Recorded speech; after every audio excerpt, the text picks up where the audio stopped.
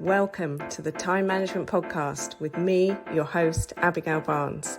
I'm a productivity coach, global speaker, time management author, and award-winning entrepreneur on a mission to share the 888 formula with the world and to remind you that it's your time. Leave it to me to bring you new time management tips, tricks, tools, and strategies, to introduce you to guests, research, and case studies from around the world, and to give you a simple 5-step process you can follow to uplevel your productivity, achieve your goals, and create a life that exceeds your wildest dreams. I'm so excited that you're here, so let's get started. Welcome to the show. Today it's you and me, and we are talking all things decision making and how to make decisions. I'm not sure if decision making is something for you that's easy. If it's not, but by the end of this episode, I am going to have covered 3 critical things that I truly believe, once you reframe them, will help you to make decisions like that. So the first is choices. The fact that we do have choices, and perhaps you, like me, were raised with the belief that you just had to make the best of what you had and that was just life. The second is feelings. So we're going to talk about how to learn to trust your feelings and trust your intuition when it comes to decision making. And again, maybe you are somebody who sort of came from this school of thought that emotions are weakness and trusting our feelings isn't something that can be relied upon. And then the third thing we're going to talk about in this conversation of decision making is normalizing. So when you make a decision, you are doing something generally that you've not done before. So it does feel different in your body, which is why we need to talk about feelings. And it's all layered. So like I've said in the last episodes that we have spent together on our own, every conversation we're having is layering upon layering upon layering concepts, tips, tools, strategies, things that I've learned on my own personal development journey. So if this is our first time hanging out and you know nothing about my story, I would recommend that you listen to some other episodes. But for the context of the conversation that we are having today, I would say that when it comes to decision making, I spent the first 20 years of my life growing up and in education and through religion and through society, friends, family, peers, the people that I was around, very much under a belief that there was only one way that the world worked. And that was the way that I had been told, raised, taught. And the people around me believed the same as well. And we weren't strictly being misled by the people who were teaching us. They were just teaching us what they had been taught. But luckily, the world has moved on, and we are now aware that there are multiple different answers to the same question. So for the first 20 years, I had this concept that there was a way. For the next 10 years, I then worked in a career and in a path in different investment management, asset management, hedge fund jobs over the 10-year period. Then in 2012, I had a near-death experience on a work business trip. And since then, at the time of recording this, so depending on when you're listening to this, we're recording this in 2023, my life has been one of personal development, questioning everything, reframing everything, reprogramming everything in my mind. So the stroke happened 11 years ago, and for the last 10 years, I have been running my own business, Success by Design training. So that's just to sort of give you a preface if this is our first time hanging out. But if it's not, then you will already know most of this from before. So we're talking about decision making. And what I want us to very first get clear is making no decision is still making a decision. So there is no way in life that we can just opt out of decision making. It is a part of our lives. From quite simply, what would you like to have to eat for breakfast, for lunch, for dinner? What time would you like to eat those meals? Would you like to eat those meals? And if you would, what would you like to eat when you're eating those meals? And there is a choice. It comes down to you and to your preference. So we're talking about 3 things. So let's start off with this concept then of choices. There are choices. you do have the ability to choose and choose again. And partly we are conditioned that there aren't choices because perhaps there weren't at the time when we were young. So we just accepted that then in that period of time, there were no choices. And we've never questioned it truly again until now. Until now, we're saying, but I would like to have choices. And what if there were choices? And what would my life look like if I could choose and choose again? And part of the concept of choosing and decision making, where we struggle in the very beginning, is a concept of right and wrong, that there's a right choice and a wrong choice. And if we make the wrong choice, then that's it. And if we make the right choice, then that's it. One of the greatest lessons that I've had on the personal development journey for the last 11 years is there aren't right or wrong choices. There are just choices, and there are consequences or outcomes to a choice. But the more I build my own confidence, the more I build my own self-belief in my ability to be resourceful, to handle my life, to be empowered, to deal with problems, the more comfortable I become with dealing with whatever happens as a result of making a choice. And therefore, they're not right or wrong choices. They're just choices with outcomes. Does this make sense?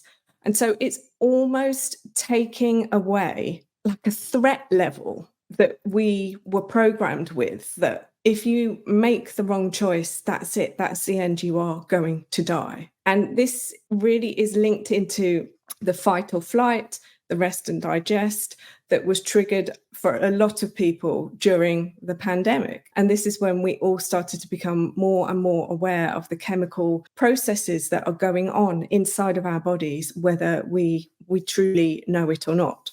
So we have choices. And if we don't feel like we have choices, then what would need to happen for us to feel like we had choices? And that's a coaching question, and that's a coaching type of conversation where you start to ask yourself and you start to explore the story I'm telling myself, which is taken from the work of Brené Brown. She says, the story I'm telling myself is I don't have a choice, but there's always a choice.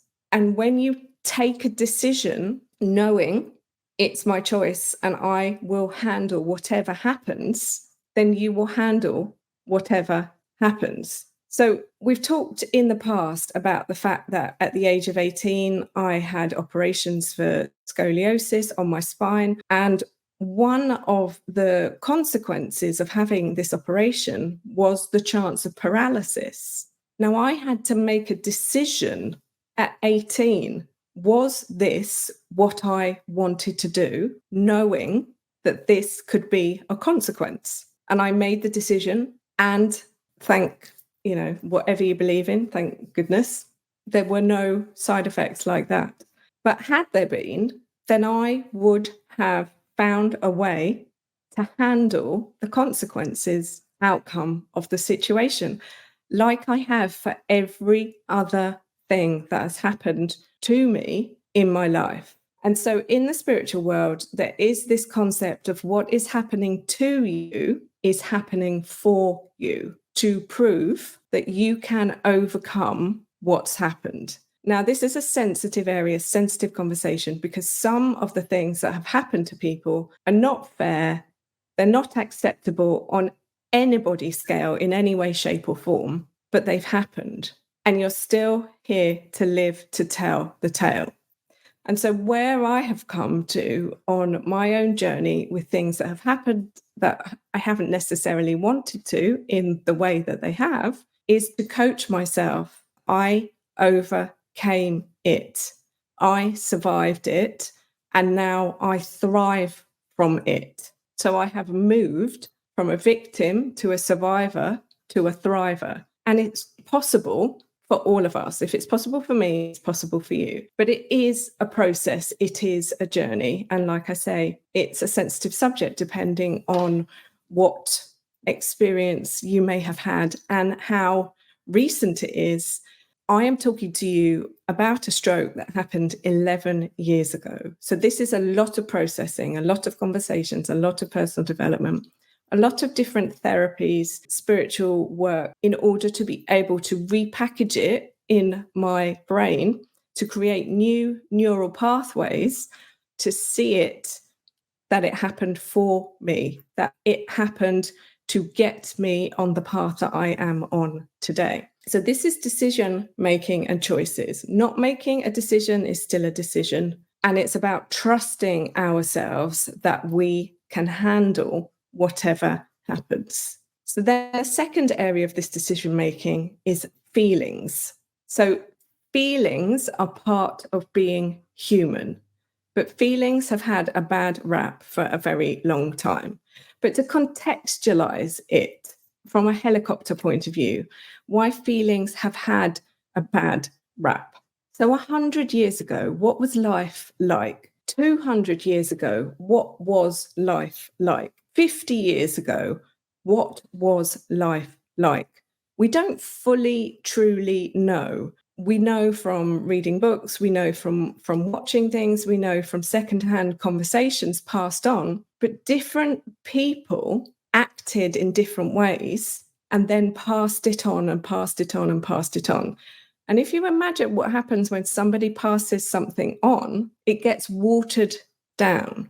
So when people talk about feelings and when they talk about emotions, for 100 years, for 50 years, there wasn't really time for people to have an emotion, to have a feeling. There wasn't really the opportunity for people to have choices. The world had been at war. There was a global depression. So people had to deal with things how they dealt with them. But what happens doesn't need to continue. And what happens and what happened doesn't make it acceptable going forward. We are now sort of more aware of the power of emotion. So then we can use our emotions more successfully to create the lives that it is that we want to be living. Or not, it's a choice. But when you understand that you are creating your feelings by the story you're telling yourself about how you feel about what has happened, nobody is holding a gun to your head and saying, you need to feel this, you need to feel that. They may have raised you to be like that, but you have a choice to change. Now, is it simple? Yes. Is it easy? No. Most of the conversations that we're going to have during our time together on these episodes are pushing the boundaries of what you believe is possible, what perceptions you have about things, the perspective. But like I will keep saying over and over again, since my awakening near death, I now understand that there is a different way of seeing life. I was gifted, if you like, on that day, a new perspective that while we are still here, we have the chance to start over. So my intention with these conversations is to give you that gift, the opportunity to start over without the pain of a stroke, without the drama of a stroke, all of the side effects of a stroke. Because when you change the way you look at things, everything is going to start to change. So the third area around decision making, we're normalizing. And so normalizing comes with the fact that you have taken an action outside of your comfort zone. So let me give you an example. So we've talked about the fact I have scoliosis. I have titanium rods in my spine that have been surgically screwed into my spine to support my spine. I decided earlier this year to join a yoga studio and to go and do yoga classes. Now, when I told my physio, who I see for my scoliosis, he was happy but not happy. He was happy that I was doing something that was good for my mental health. So the movement that I do on a daily basis to move my body, I find it very meditative, very mindful, and I find it very helpful for my mental health. But some of the postures and poses are not going to necessarily be good for the long-term health of the body that I have. Because it's screwed together, other parts of my body are overcompensating, which means that they are being used more than some parts. So the physio is to help me to strengthen the parts I'm not using. The yoga is just making me strong and helping my mental health. But for the context of this story, then, normalizing. So I never would have said that I was a person who practiced yoga every single day. But lo and behold, several months later, I now practice yoga every single day. And for me, moving my body in a yoga format has just become normal. But at the start, 100 lessons ago, 100 hours ago, it wasn't normal. And the first class I went to, I was huffing and puffing. And if you understand anything about yoga, when I say I couldn't hold one of the main postures, which is the down dog, I couldn't hold the down dog for more than a couple of seconds. Now I can probably hold that posture for 30 seconds and breathe through it.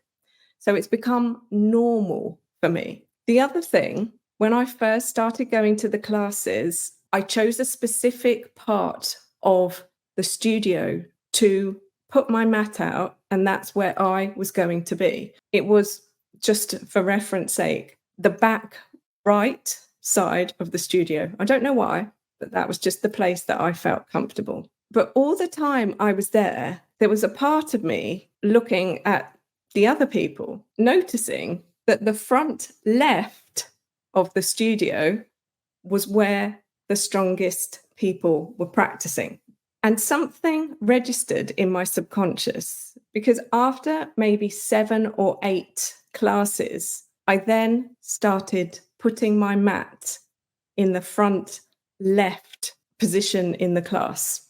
And that has just become my normal, to the point now where if I'm not in that position, the teachers notice, oh, you're in a different position today, a different place within the class. And for reference's sake, depending on the time you get to the class before the class will depend on how busy it is in the studio and what space you can get. So sometimes if I have been busy with work and I don't necessarily get to the class with enough time, I might have to take a different position. But I have made it normal to always be at the front of the class. And at the beginning, I was at the middle of the class. And then one day, I arrived maybe a couple of minutes before the class started.